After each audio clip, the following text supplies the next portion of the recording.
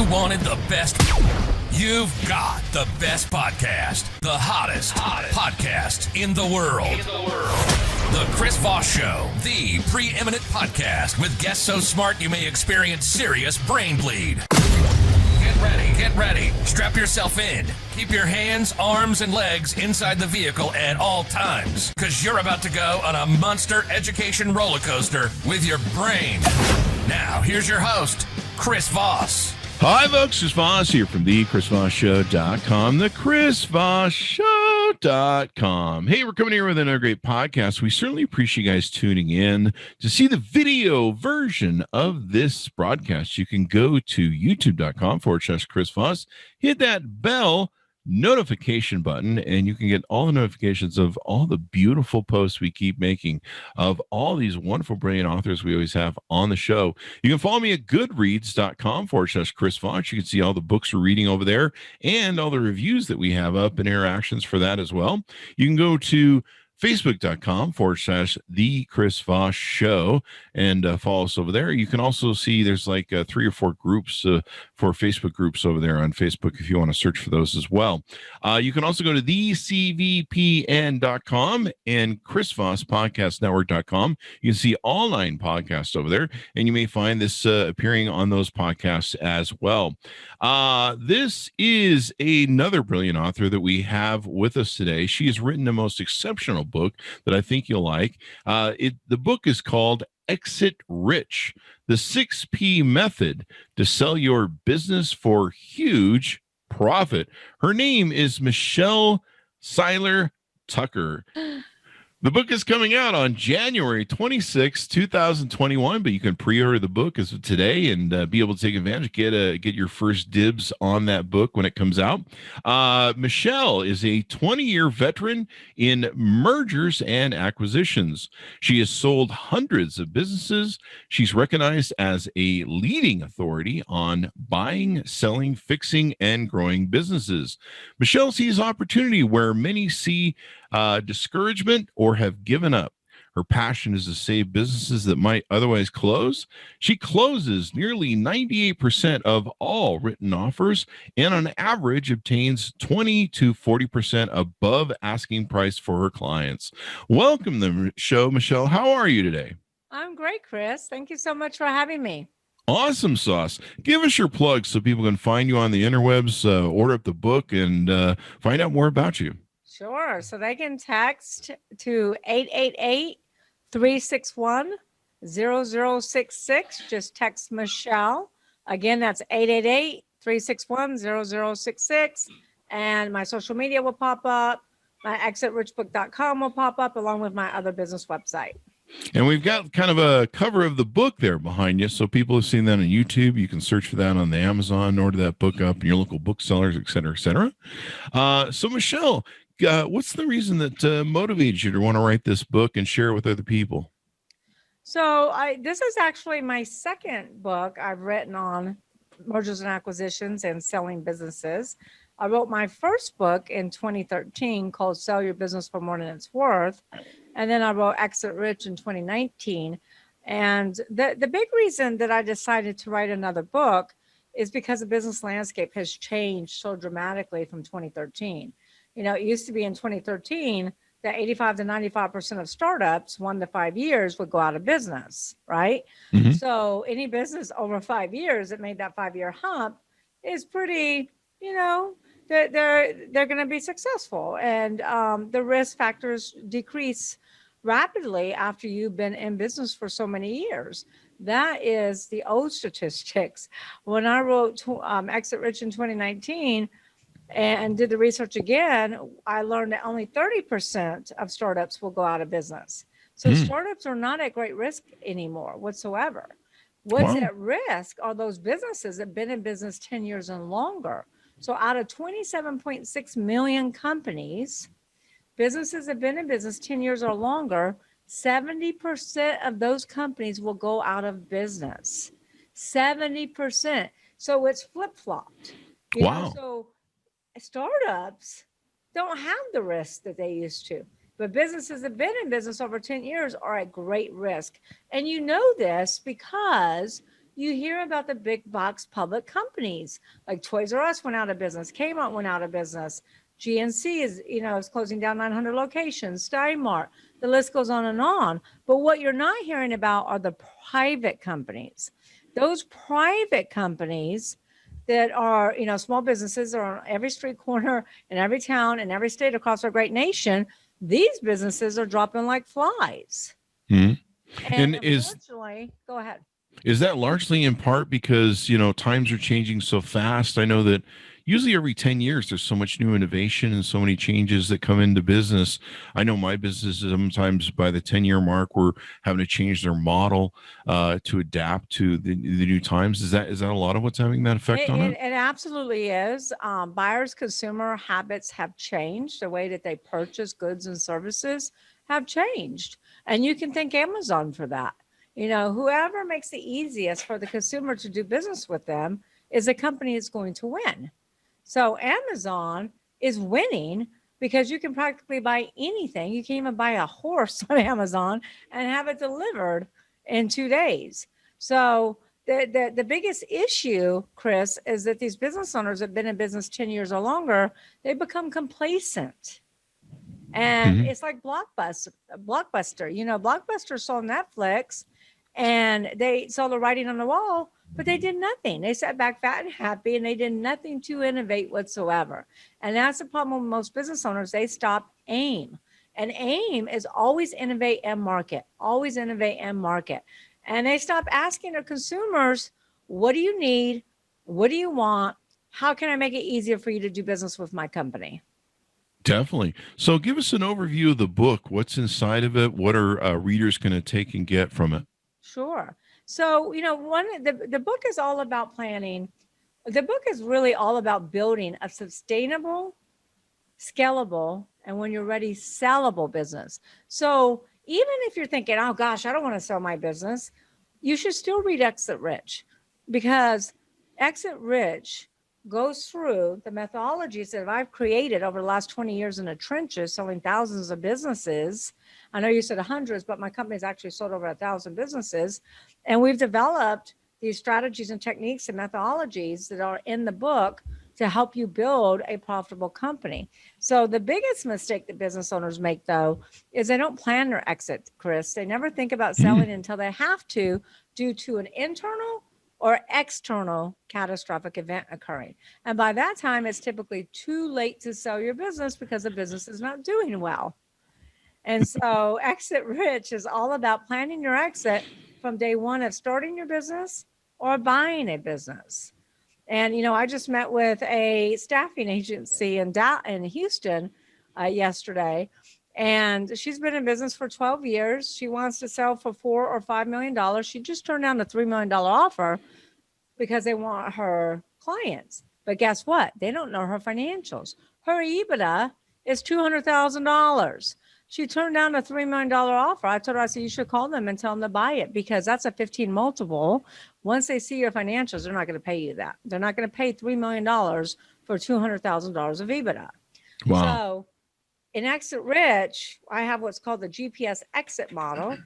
And Chris, it's all about planning your exit from day one. So number one, you should think about your end game.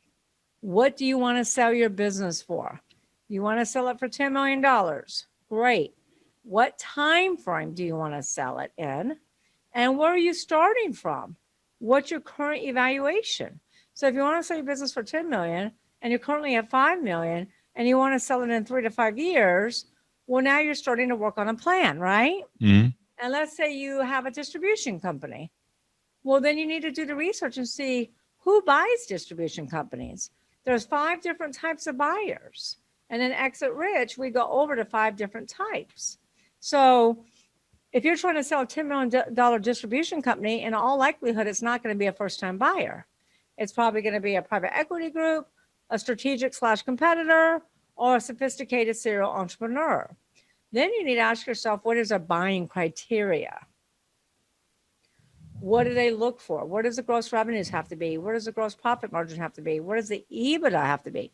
To sell a business for $10 million, you need to have at least $2 million in EBITDA. At least. Okay. And then the last component of the GPS exit model is your why. Why do you want to sell for 10 million? Because Chris, you know as well as I do, nobody does anything unless you're motivated, unless you have a powerful why.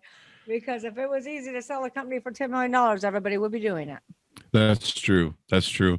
I was laughing earlier because I've seen a lot of entrepreneurs that will take a business and they will just run that model right in the ground. They won't change it. They'll be like, this was working at one time, and they'll just keep just right on driving that thing in the ground, and they won't ask for help. I mean, I've written exclusive first right of offers to people to, they were in trouble and they're looking for money. And I was like, look, I'll give you a first right of refusal on your business when you decide to sell, but you cannot call me the day, when you're one day from filing bankruptcy and say you want to sell to me now. You have to call me sooner. And 99.9% of the time, they always call, the day before the bankruptcy filing and go, hey, you want to buy that company now? And I'm like, are you crazy, man? You're insane. And so, yeah, I've seen a lot of that. We used to run ads. We had a lot of companies at one time, and we used to run ads that would offer to loan money to businesses that were in trouble. And it was doing what you guys, I think, are doing, business brokering, or business selling and stuff. And so we would use it to find businesses that we could either assimilate into ours or, find people that were cash poor and asset rich. And yeah, it was interesting. It was the most amazing thing. Sometimes we could buy businesses pennies on the dollar. Sometimes, they would just drive into the ground. But yeah, I've seen a lot of that. You're so right.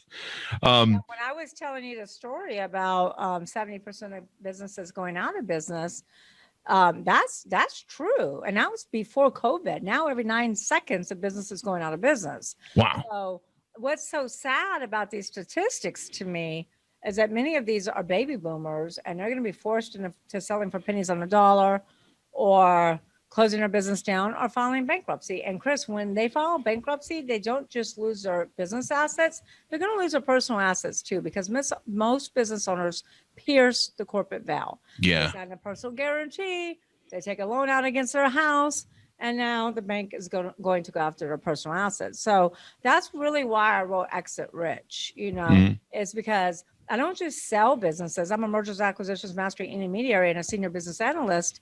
I also buy businesses and flip them. And I also partner with business owners, investing my money, time, expertise, and resources to help build to sell. So I'm like on a mission to help save as many businesses as possible from going out of business and build to sell these companies so they are sellable. Because like you said, they don't think about it. I mean, you gave them a first right of refusal and they call you at the end. And it's just so mind-boggling to me.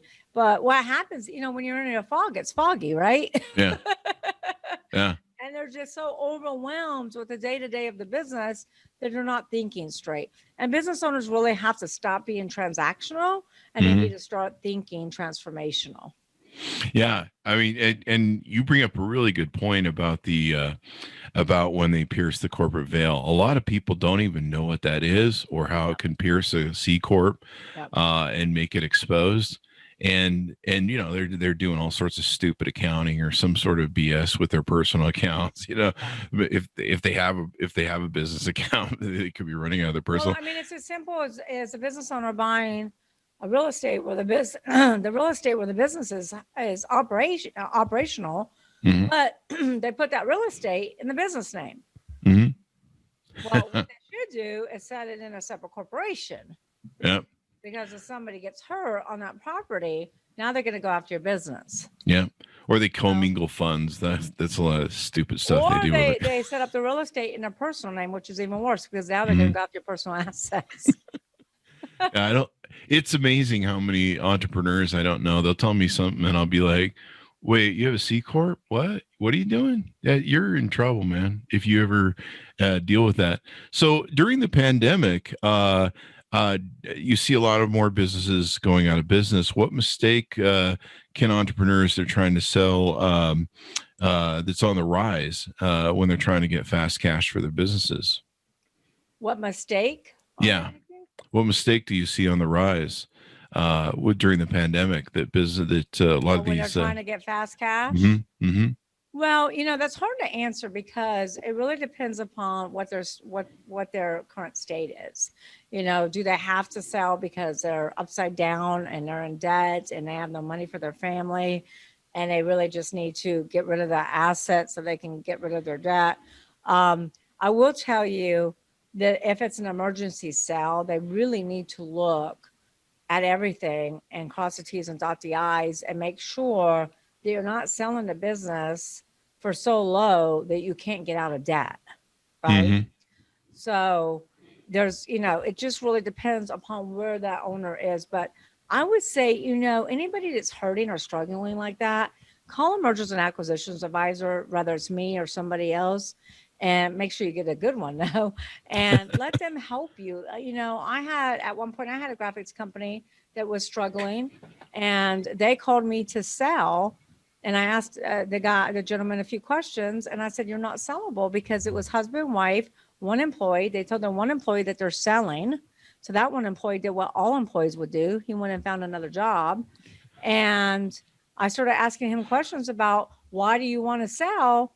And he said, well, it's me and my wife. We're working 14 hours a day. We're about to kill each other. We're about to get a divorce. They Wow. walked out of the garage. And he said, Michelle, I just don't have the business acumen to grow this company to the next level. And I'm just tired. And I said, well, listen, you're lucky you got me today, because if you would have got any other broker, they would have put it on the market and it wouldn't have sold. And you would have lost everything, including your house, because he had mortgaged his house. Mhm. Wow. So he goes, well, what am I going to do? I said, and he did tell me one thing on that call. He says, and I'm turning down 6,000 clients a year. What? Yeah. So they specialize in graphics, vehicle wraps for first responders. Mhm. So all the ambulances, fire trucks, police cars. And I'm like, are you kidding me? 6,000 clients a year. I went, ding, ding, ding. We're What? not selling. We're partnering. And he asked me, what are we going to do? And I said, we're going to partner. I said, I'm going to put up the money. And I'm going to take you out of garage into a 6,000 square foot building. We're going to hire people. We're going to create a business, because all you have right now is a glorified job that's killing you. Mhm. And that's what I did. And now they're doing great. And I will tell you something. Now that this guy is out of his fog, he has more business acumen than most business people I've ever seen. Mhm. But when you're stuck, you're stuck, and it's hard to think. It's hard to see the forest through the trees, right? That is the So- craziest story ever. 6,000. Yeah, but it's a true story. But here's the deal. Get the money right there. Like, they were doing the graphics, printing the graphics, right? Doing the artwork, doing the graphics, sticking the vehicles. You know what they were doing? They were stuffing invoices in the desk because they didn't even have time to bill people. They didn't even have time My to collect. freaking.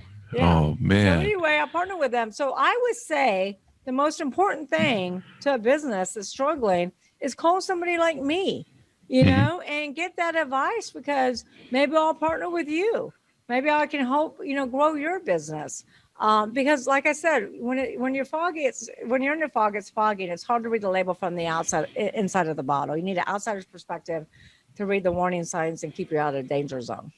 There you go. There's some people that just either shouldn't be in business, or they need to work with a partner like you that Well, these people knows what they're should doing. be in business, Mhm. but the problem is you can't wear all those hats. You Yeah, gotta focus on your strengths and hire your weaknesses. definitely. Okay, you can't be artist, vehicle rapist. You can't do everything in your business, because nothing will ever get done, and the business will start to crumble. So that's what entrepreneurs do. They're like, well, I'll do this and this and this and this. And the problem is they're not effective, and they're not really building a corporation. They just have a glorified job.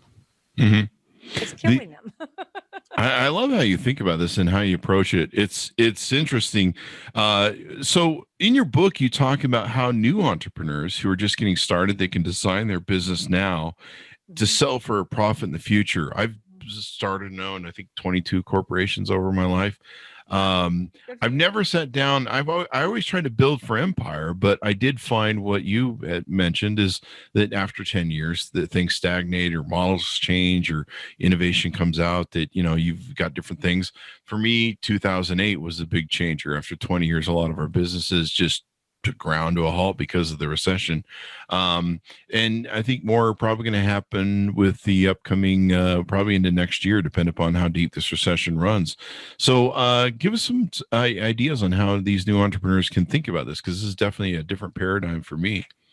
Yeah, it really is. And every new entrepreneur, if you're just about to start a business or buy a business, you really should read Exit Rich, because Exit Rich lays the foundation to build a sustainable company. So in Exit Rich, what I do is I take entrepreneurs through what I call the 6 Ps. And I've been working with my clients for over 20 years on these 6 Ps that I've come up with. The first P is people. You don't build a business, you build people, and people build the business. The problem with the graphics company is they didn't have people. Mm-hmm. It was just husband and wife and one employee. And, not only did I save their business, but I also saved their marriage, Chris.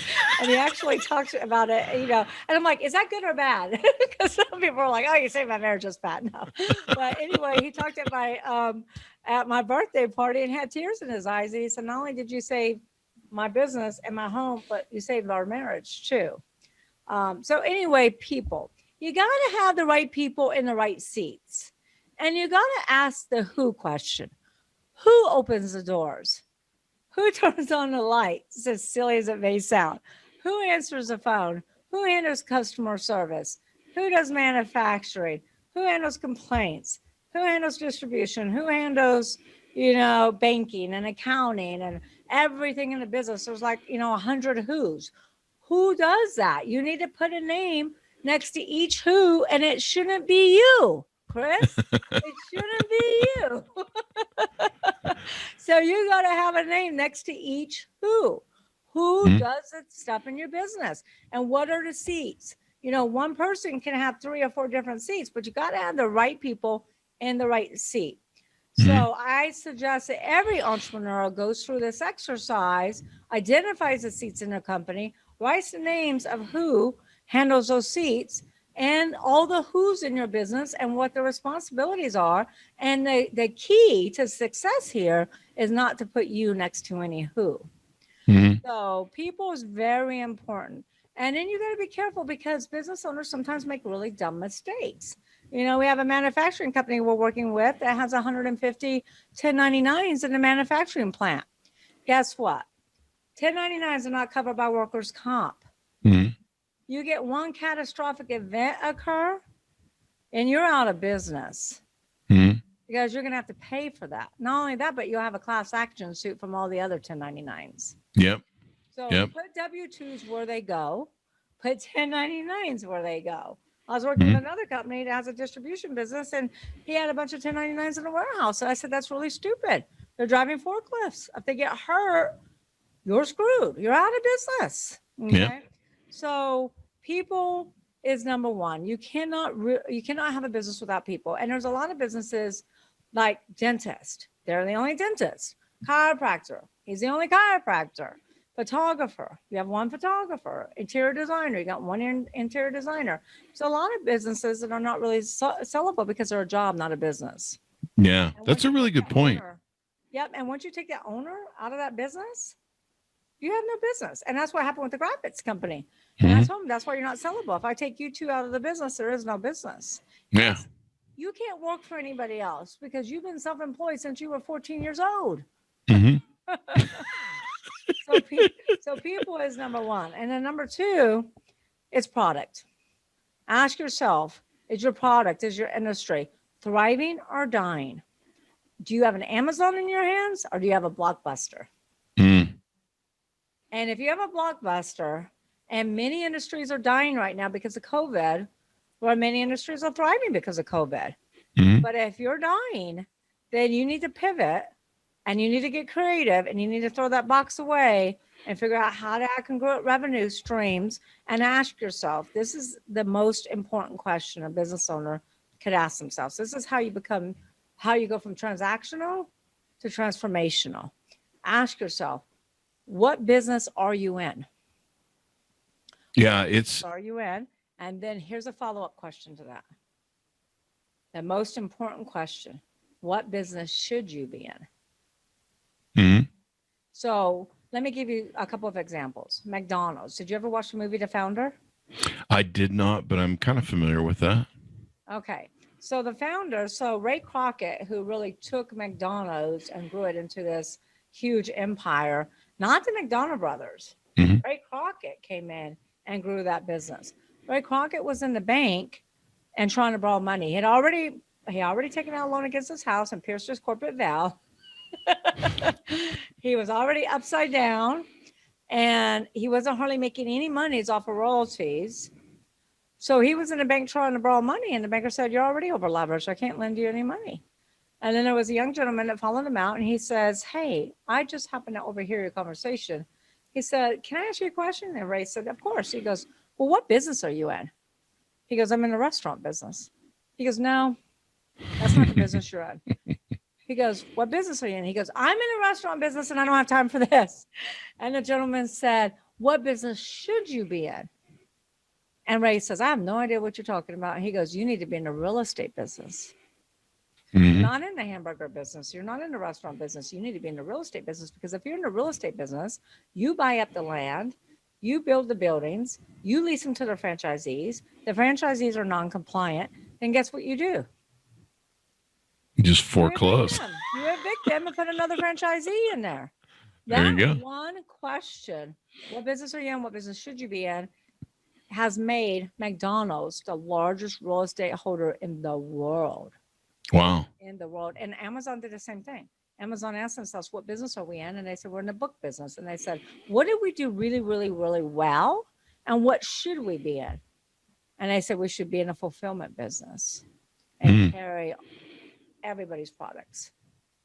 And that's how they got in a fulfillment business. So everybody should be asking themselves, what business are you in? What business should you be in? And then pivot if you're in a dying industry, and innovate. The number one key to success is innovation. The next business I start, I'm gonna read your book, and I'm gonna plan out my exit. So I don't know if we covered this, but the 5 types of buyers of a business, what are they, and how do you know which type is right for you? Do you want me to finish the 6 P's? Sure. I'm sorry. Yeah, go ahead. I'll do the 6 P's and then I'll get into the 5 types of buyers. So we talked about people, we talked about products. The third P is processes. Processes are huge, huge, huge, huge. And most business owners don't think about process until they have to out of necessity, because a customer complains or something happened or somebody got hurt, and then a process becomes developed. That is not the time to develop processes. You should develop processes in the beginning with the customer experience in mind. So McDonald's, I'll tell you another McDonald's story, and then you're going to have to go watch the movie. But the McDonald brothers took all their employees out to an empty tennis court, because their mission, their objective, because this was back in the 40s and 50s, and back in the 40s and 50s, you had all the like Sonic type drive-ups where they would come out on roller skates, and the order was always wrong. It was always cold, and it was always slow. So McDonald's objective was, we're going to create quality, great tasting food fast, within so many, within 2 minutes or whatever it is, from the time you order to the time you receive it. And so they took all their employees to an empty tennis court field, and they had them practice. Who's going to take the order? Who's going to toast the buns? Who's going to cook the burger? Who's going to put the pickles on the bun? And who's going to give it to the client? They design their processes with the customer experience in mind. So no matter if you go to McDonald's in Russia, China, Hong Kong, Singapore, US, the experience is the same, because the processes were designed with the customer's experience in mind. And guess what? They're dummy proof. You need to have a dummy proof policy and procedure manual for your people in an SOP checklist. And you need to make sure all your employees are trained on it, and you need to hold them accountable. But processes, most companies, like we're selling a $60 million company right now, and they don't have all their processes down. Oh, wow. Yeah. So the fourth P and the biggest value driver, Chris, is proprietary. Proprietary. Biggest value driver. So there's 6 pillars to proprietary. Number 1 is branding. The more well-branded you are, the more money you'll get for your company. Guess who has the biggest brand of all? I can think of a few, or at least that I perceive. I don't know. Go ahead and tell us. Well, the number 1 brand is Apple. With $389 billion. Yeah. And that's without assets, cash flow, inventory, anything. is for $389 billion. Coca-Cola is worth $89 billion. So Wow. build your brand, build your exit, and exit rich. And then the other most important thing is trademarking. So many business owners get a state trademark, but they don't get a federal trademark. So I see a lot of business owners that receive a letter that says you can't use this company name anymore because the trademark belongs to them. So now they're spending a tremendous amount of money fighting them, and they'll never win. So now they have to change their company name and start their branding all over again. So if you don't listen to anything I've said, listen to this. Go get a federal trademark. Protect your company name. Protect your logos. Protect your slogans. Protect your IP. So branding and trademark is huge. And then patents. Patents are a great value driver. I mean, we sold a company for $18 million because they had 18 patents. Wow. And then the other big one is contracts in place. You should always, if you're manufacturing, you need a manufacturer's contract with your manufacturing plant. Distribution, you need a distribution contract, vendor contracts. Most importantly, and the highest value are those customer contracts. Those client contracts will bring money because buyers want to buy a business that has built-in income, reoccurring income. So contracts are huge, but here's the number one mistake that business owners make with contracts. 99.9% of them never have the transferability clause. And 99.9% of all sales are asset sales, not stock sales. So go get that 2-sentence clause that says this contract is transferable. That's one thing I never thought about. Nobody ever thinks about that. And it will stop a deal in its tracks, and a buyer won't buy the business if the contracts are not transferable. So the other big thing in proprietary is databases. If you have a large database and you can retarget it and repurpose it, then I can get you a lot of money for that. Facebook paid $19 billion for WhatsApp, and WhatsApp was losing money. They were hemorrhaging, but they had 1 billion users, and Facebook knew they could monetize and ROI that investment. And then the other thing in IP is real estate in business. What does that mean? Let's say you're an e-commerce business and you have a household product. Let's say you sell sheets, or you sell pillowcases, or you sell pillows, and you're number one on Wayfair. That is prime real estate. Let's say you sell a niche product on Amazon and you have a patent and you've cornered that market on Amazon. That's prime real estate. Let's say you have a skincare product and you have, Glenn Beck or Rush Limbaugh or the Kid Craddock Show or whoever selling your product. They can only endorse one industry, right? They can't endorse like 5 different skincare companies. So that's prime real estate, and we can get you a lot more money for that real estate. Wow. Yeah. And then the fourth P, because I know you're being very patient here on my piece. The fourth P is patrons. Patrons, client base. Ask yourself, do you have a diversified client base, or do you have customer concentration? I once sold I didn't sell it. I had to merge it. I once had an advertising business, a media business that specialized to casinos. They have 5 casinos. During the process, they lost 2. Oh. They were almost out of business because they had to keep the high overhead and they had to keep the high talent people that they had to service the other 3 casinos. So I ended up merging them with another advertising company. Oh, wow. So you got to ask yourself, do you have customer concentration or customer diversification? And if you've been in business 15, 20, 30, 40, 50 years, look at your client base. Are they aging out? If they're aging out, you better start replacing them. But millennials don't buy the way that baby boomers buy. So you need to, again, ask your clients, what do you need? What do you want? How can I make it easier for you to do business with us? And give them what they want. If you don't, somebody else will. There you go. The last P, and the most important P, and the only P that probably we all care about, is profit. And I always say that profit is never the problem, but always the symptom of not operating on one of the other P's. If you don't have the people in the right seat, if you don't have the right people, if you're doing all the who's and you don't have everybody assigned to a who, you're going to lose money. If you're in a product or an industry that's dying and not thriving and you haven't innovated, you're going to lose money. If your processes are not productive and efficient and designed with the customer experience in mind, you're going to lose money. And if you haven't protected your IP, your proprietary, and you might lose your company name because of that, you're going to lose money. There you go. Profit is never the problem. It's always a symptom. The 6 P's, and you can find them in your book. Yes, they're all in. Just go to exitrichbook.com. These are excellent points. They really are. I mean, I've actually learning a few different techniques that I never really thought about. I remember years ago, I actually met a guy, and I don't think his business is very big, but he did get a C&D, a cease and desist order over federal trademark. And I don't know why he just shut his whole business down. And he told me that, and I said to him, I said, "Why don't you just change the name of the company?" And he looked at me like I just did the dumbest thing I ever did. I was like, why do you just go down and change the corporate name? I mean, that's, you don't have to shut the business down. Business owners, I don't know why they just sometimes make really stupid mistakes. And I just, I don't know why. I don't know.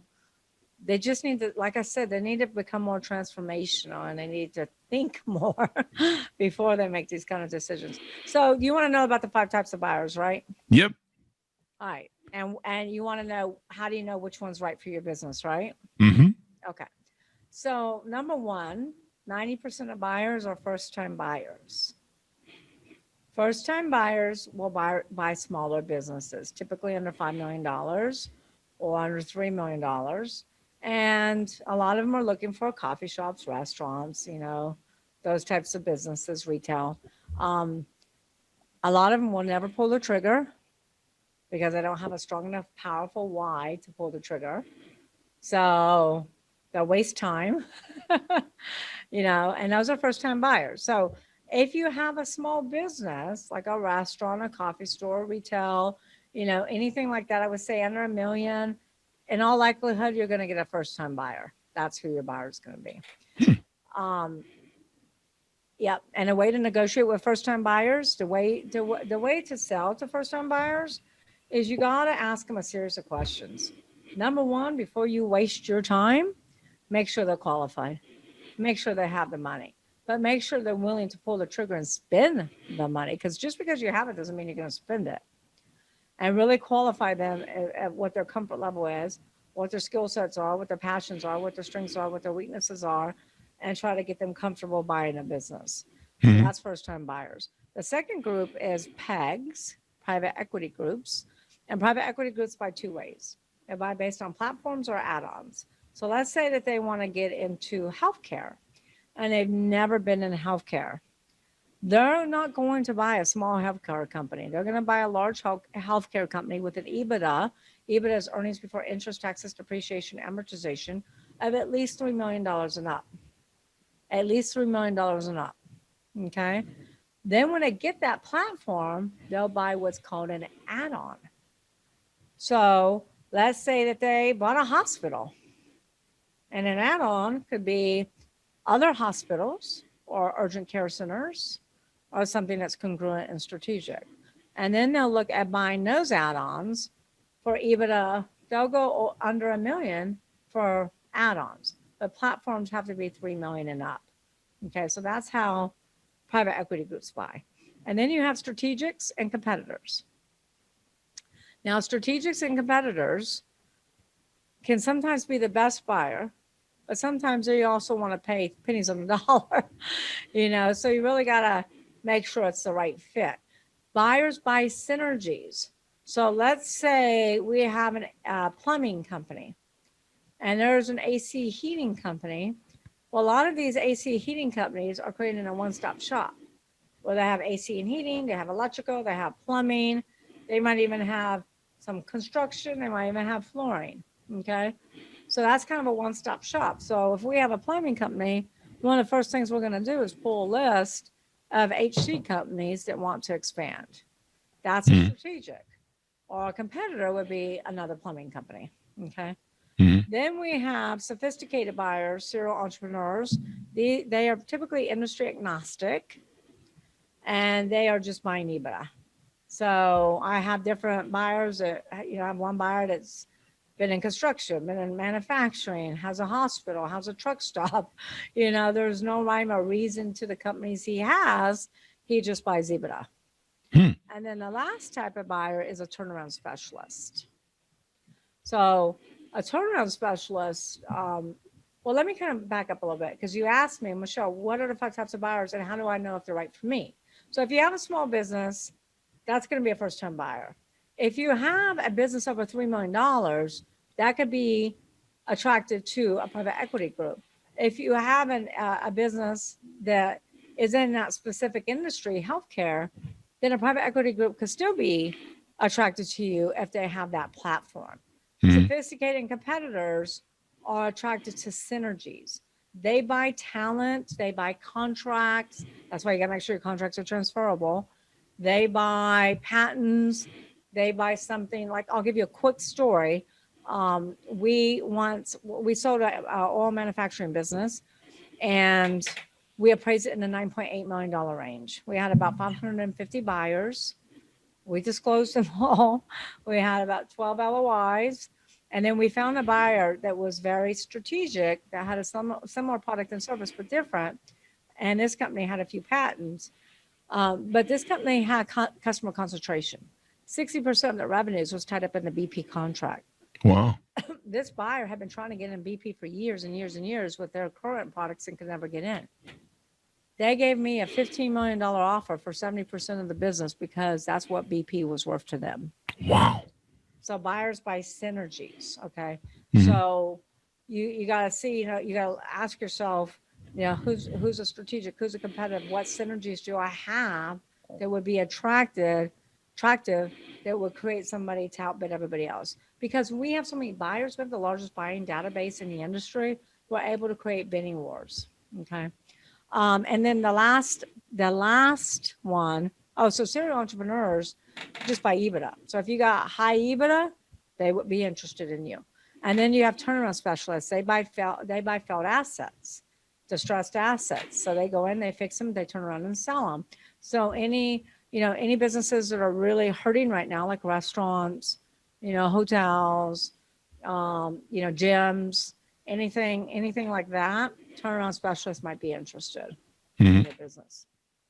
Yeah, turnaround specialists, that's an interesting business. That's what we used to do. We used to hunt for stuff. And the beautiful part is we used to cherry pick, and people would just send us their P&Ls, and we'd just be like, wow, okay. Normally, if you call a business and say, hey, can we get your P&L? They're like, no. So this is interesting, where people need to design this and really pre-think very much about how they're designing their business, what's going into it. What is, for people out there, an M&A advisor, and what are some of the most important questions to ask when choosing an M&A advisor or a business broker to work with? Yep. I also have in Exit Rich a chapter called the 10 questions I should ask. Or the All right. 20 questions I should ask an M&A advisor. Number one question is, how long have you been doing this? How long have you been doing this? How many businesses have you sold? Are you the owner of the company? Because here's what happens. A lot of times owners will hire brokers and they've been there 2 weeks or, maybe they've been there a year and sold one deal. And you don't want somebody practicing on you. Plus, the owner decides where the budget goes. The owner decides whose money they're going to spend what on. So if you are going to hire a broker and you're not going to deal with the owner, that's fine. But make sure you have a conversation with the owner and get clear on what advertising budget is going to be spent on your listing. Yep. And then I would also ask, how many buyers do you have in your database? And where do your buyers come from? I mean, do you have buyers from all over the world, or do you just have buyers in one state?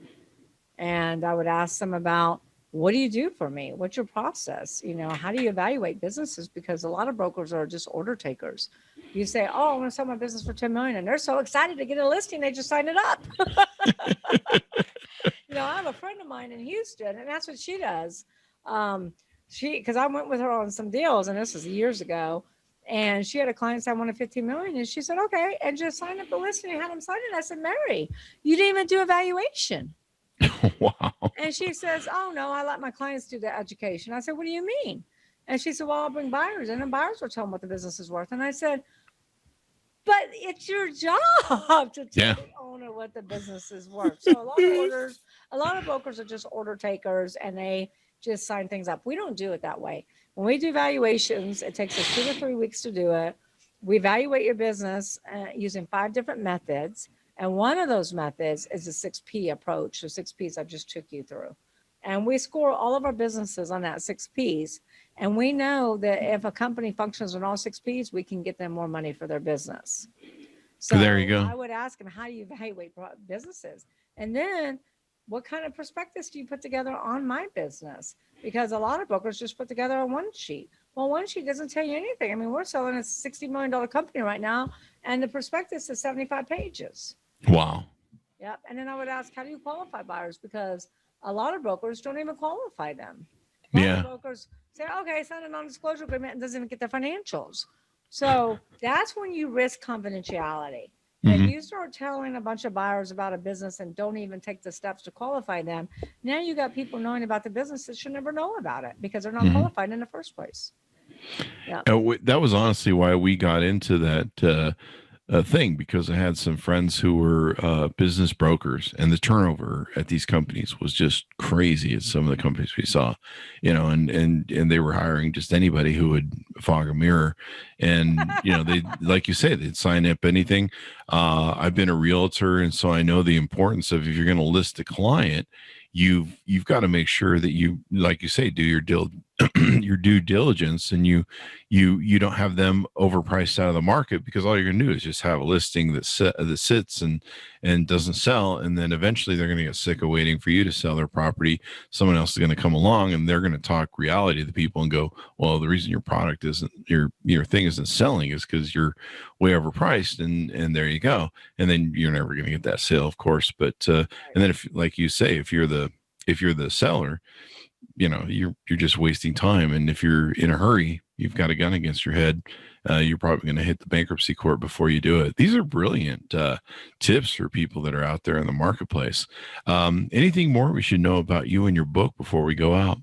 Well, there's so much to know, but we do want people to buy the book, and so they can get the data. So everybody, like I said, whether you're wanting to sell a business or not, you want to grow a business that makes money for you. And you'd be shocked about how many businesses just don't even make money. Yeah. So it's not so much about selling, it's about building a sustainable, scalable business. And when you are ready, it will be sellable.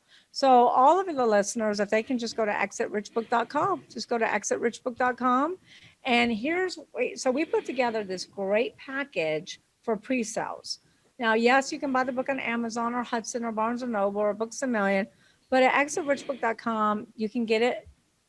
I hate to use the word cheaper. Someone say less expensive. So you can get it for $24.79, which includes shipping, $24.79. On all the other sites, I think it's $27.97. So for $24.79, includes shipping. You will get the digital download immediately. Then you will get lifetime membership into Exit Rich Book Club. In that book club, all the things that I've been talking about here today, I go in and take a deeper dive and really explain these techniques and strategies and how to implement them. Plus, I have digital downloads. So if you've never seen an employee handbook or an organizational chart or a due diligence checklist or an LOI or a purchase agreement or closing docs, it's all there for you to review. And so we also give you a 30-day membership into Club CEOs, where it is a group of entrepreneurs, and we do hot seats, Q&As, masterminds to help you build your business. So it's really good value. When the book comes out in January, then we ship it to your doorstep. So go to exitrichbook.com. Also text me at 888-361-0066. Text Michelle. And then you will see all my social media, all my websites. And of course, you'll see exitrichbook.com there as well. There you go. That's brilliant, Michelle. I love that deal that you're offering, where people can get involved with the masterminds and learn so much about their business and growing it and getting prepared for the sale. Yeah. I decided to do that. Like I'm even actually building an online course called Build to Sell, because so many of these business owners really, really need help, so they have an asset that they can sell. And that's the biggest issue. I mean, so many of these business owners are just stuck and they don't know what to do next. So we do have this blueprint that will be coming out in the next 3 months that will take them step by step. But the book, Exit Rich, also takes them through a step-by-step process. There you go. That's awesome. Michelle, it's been wonderful to have you on the show and share this brilliant information with us. Thank you very much for coming by. Thank you, Chris. Thank you. My pleasure. Had a good And time. there you go. And to my audience, be sure to check it out. I would say order it from Michelle because, yeah, I am seeing it $27.95 on Amazon. So order it from Michelle, and you can get involved in the masterminds and all that good stuff. It's Exit Rich, the 6P method to sell your business for huge profit, coming out January 26th. You can pre-order it today and take advantage of it and all that good stuff. The one thing I forgot to tell you and your listeners is that the book is an Inc. original, and it was endorsed by Steve Forbes. Ah. And Steve Forbes says 8 out of 10 businesses don't sell. Oh, wow. Yeah, I forgot to say that. But anyway, it is endorsed by Steve Forbes. Cool. To my audience, go to youtube.com/Chris Voss. Hit that bell notification so you get all the notifications of everything we do. You can see the video version of this conversation. You go to goodreads.com/Chris Voss, and you can see all the books you're reading and reviews and stuff like that. You can go to thecvpn.com or chrisvosspodcastnetwork.com and see all 9 podcasts. You can also go to facebook.com/the Chris Voss Show. Thanks so much for tuning in. Stay safe, and we'll see you guys next time.